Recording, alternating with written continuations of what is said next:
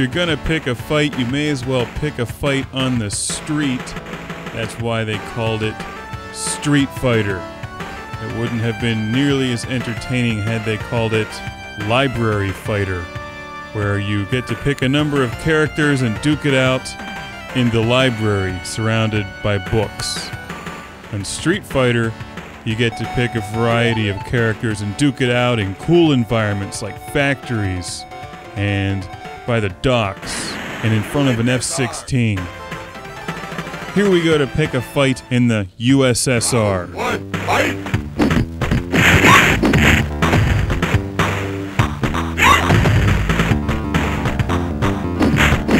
Note the guy in the back left who's chugging a bottle of cheap vodka as if it was a bottle of good vodka. You win! Perfect! The first Street Fighter came out in 1987 in the arcades. And this is the port of Street Fighter II, which came out in the arcades in the very early 1990s. This version is Street Fighter II Championship Edition for the Sega Genesis, aka the Megadrive. There's so many different versions of Street Fighter that I won't even attempt to name them all. This particular version gives you a couple of the extra characters like Bison and Balrog. It gives you a hyper version of gameplay so you can speed it up if you want to play at the speed of light. And Chun Li can shoot fireballs, just like Angus from Kasumi Ninja. Well, not exactly though. I always like this part, being able to destroy a Lexus with Chun-Li's lightning foot kick, or whatever you called that. And here we're fighting Guile in front of an F-16. What could possibly be more American? Perhaps fighting Guile in front of stock cars crashing into each other while listening to country music. Gotta love the depictions of the various countries.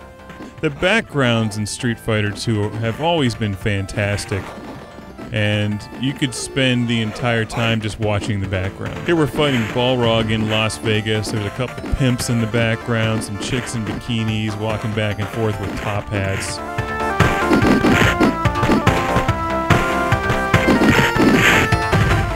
It's hard to remember now, but at the time when Street Fighter II came out, there weren't many games like it. You know, Street Fighter 1, I remember playing a few times in the arcade, and you could play as Ken or Ryu, I think. It just had the two characters. In Street Fighter 2, you could all of a sudden play as this whole variety of characters that had totally different fighting styles.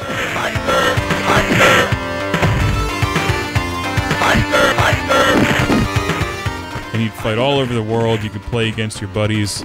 And it's one of the few games I spent more time actually playing in the arcade than I did at home. But anyway, we'd go down to the bowling alley and pump some quarters into the Street Fighter II machine for a couple hours on the weekend. That was a great time. And it was pretty much the hot game back in 1992 or 93 or whatever year that would have been. Street Fighter II on the Genesis is an excellent adaptation of the arcade original.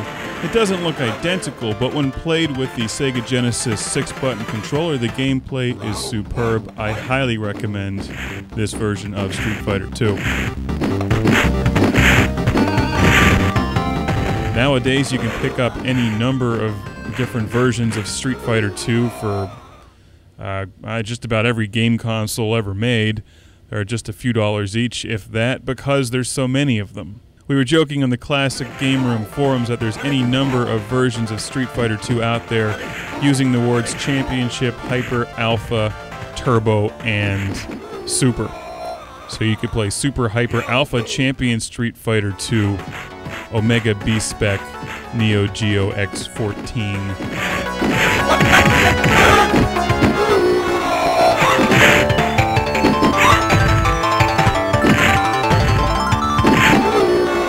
The bottom line here is that if you're watching this show, you're probably familiar with Street Fighter II. It is a timeless classic. I like the style, I like the characters, I like the two-dimensional gameplay. The artwork has always been excellent. And this is a great fighting game for people who don't even play fighting games, because you don't have very many combinations that you need to memorize. You can just jump into the game and start playing it. And like most good arcade games, it's an easy game to pick up and play, but difficult to master.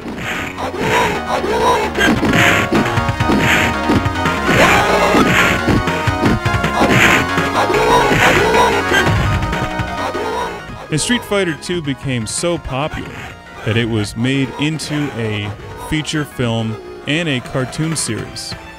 And Street Fighter the movie starred none other than Jean-Claude Van Damme from Bloodsport and Kickboxer and Lionheart and Double Impact. He played Guile. And you can probably pick that movie up for even less money than this used Sega Genesis cartridge. And there's a good reason for that. That's because if you buy the DVD for Street Fighter the movie, and you buy Street Fighter II for the Sega Genesis or Saturn or whatever other game console it came out on, you can use that Street Fighter II DVD as a beer coaster, because you sure as hell don't want to watch it. I just don't understand how they could have taken Mortal Kombat, which in my opinion is nowhere near as good as Street Fighter II, and turned Mortal Kombat into an incredible movie, and then screwed up Street Fighter II as bad as they did.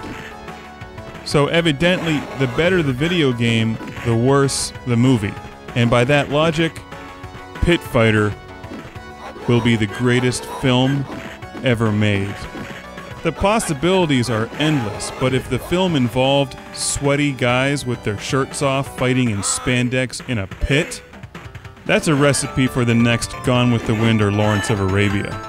And the best part of it is, you could still get Jean-Claude Van Damme to star in the film.